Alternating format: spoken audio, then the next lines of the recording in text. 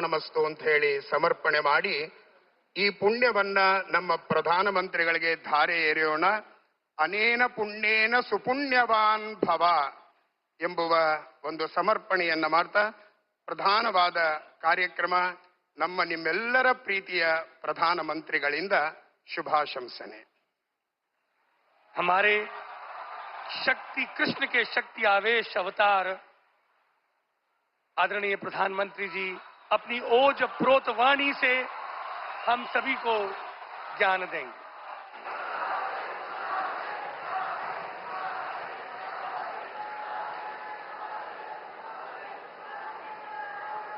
ಎಲ್ಲರಿಗೂ ನಮಸ್ಕಾರ.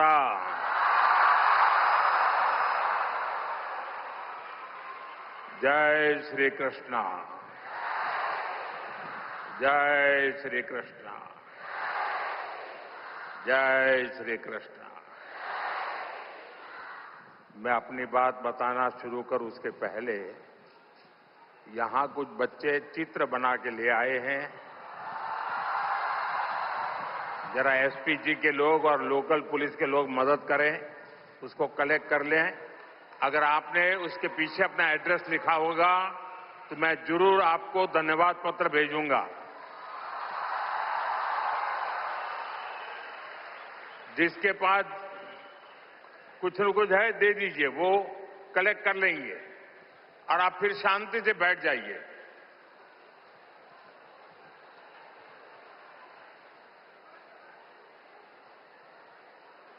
ये बच्चे इतनी मेहनत करते हैं और कभी कभी मैं उनके साथ कभी अन्याय कर देता हूं तो दुख होता है मुझे.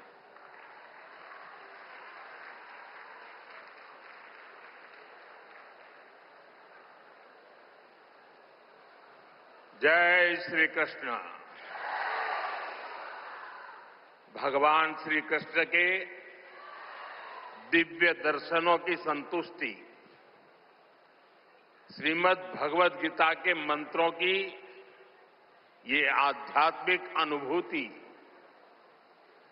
और इतने सारे पूज्य संतों गुरुओं की ये उपस्थिति मेरे लिए परम सौभाग्य है. मेरे लिए ये असंख्य पुण्यों को प्राप्त करने जैसा है. और जो मुझे सम्मान दिया गया, मेरे लिए जो भाव प्रकट किए गए, शायद मुझे इतने आशीर्वाद मिले कि मेरे लिए जो कहा जाता है मैं उससे योग्य बनूं और ज्यादा काम करूं और मुझसे जो अपेक्षाएं हैं उसे मैं पूर्ण करूं. भाइयों बहनों, अभी 3 दिन पहले ही मैं गीता की धरती कुरुक्षेत्र में था.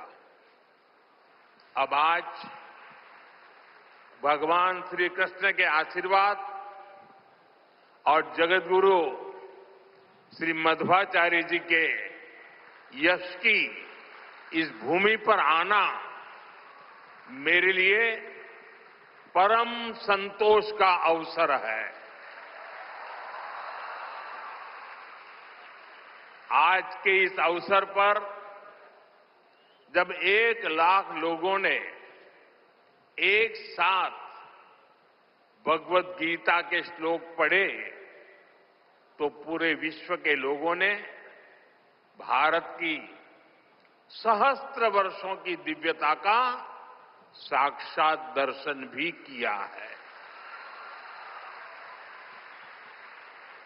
इस कार्यक्रम में हमें आशीर्वाद देने के लिए पधारे हुए श्री श्री सुगुणेन्द्र तीर्थ स्वामी जी, श्री श्री सुशींद्र तीर्थ स्वामी जी, कर्नाटका के गवर्नर थावरचंद गहलोत जी, केंद्रीय मंत्रिमंडल के मेरे सहयोगीगण, राज्य सरकार के मंत्री, सांसद, विधायक, उडुपी के अष्टमठों के सभी अनुयायी, उपस्थित अन्य संतगण, देवी और सज्जनों, कर्नाटका की इस भूमि पर यहां के स्नेहीजनों के बीच आना मेरे लिए सदा ही एक अलग अनुभूति होती है। और उडुपी की धरती पर आना तो हमेशा अद्भुत होता है।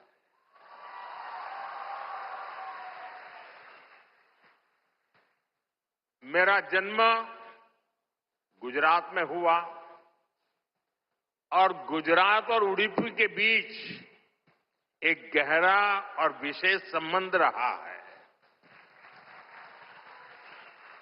मान्यता है कि यहां स्थापित भगवान श्री कृष्ण के विग्रह की पूजा पहले द्वारका में माता रुक्मिणी करती थी। बाद में जगत गुरु श्री मध्वाचार्य जी ने इस प्रतिमा को यहां प्रस्थापित किया। और आप तो जानते हैं, अभी पिछले ही वर्ष मैं समुद्र के भीतर श्री द्वारका जी का दर्शन करने गया था। वहां से भी आशीर्वाद ले आया। आप खुद समझ सकते हैं कि मुझे इस प्रतिमा के दर्शन करके क्या अनुभूति हुई होगी। इस दर्शन ने मुझे एक आत्मीय आध्यात्मिक आनंद दिया है। साथियों, उडुपी आना मेरे लिए एक और वजह से विशेष होता है। उडुपी जनसंघ और भारतीय जनता पार्टी के सुशासन की, मॉडल की कर्मभूमि रही है। 1968 में उडुपी के लोगों ने जनसंघ के हमारे वीएस आचार्य जी को यहां की नगरपालिका परिषद में विजयी बनाया था। और इसके साथ ही उडुपी ने एक नए गवर्नेंस मॉडल की नींव भी रखी थी।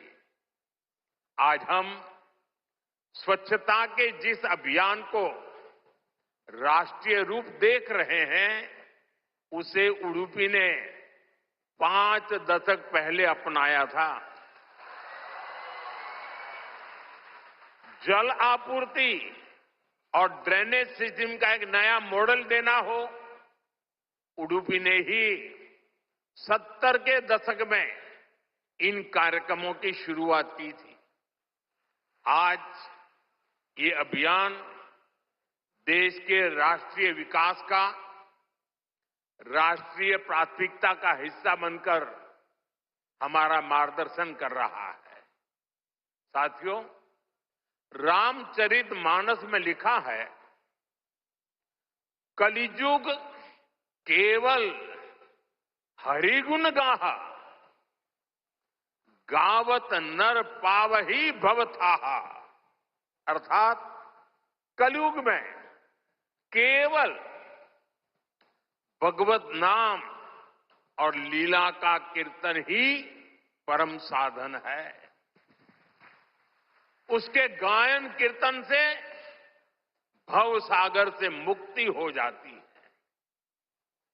हमारे समाज में मंत्रों का, गीता के श्लोकों का पाठ तो शताब्दियों से हो रहा है, पर जब 1 लाख कंठ एक स्वर में इन श्लोकों का ऐसा उच्चारण करते हैं, जब इतने सारे लोग गीता जैसे पुण्य ग्रंथ का पाठ करते हैं,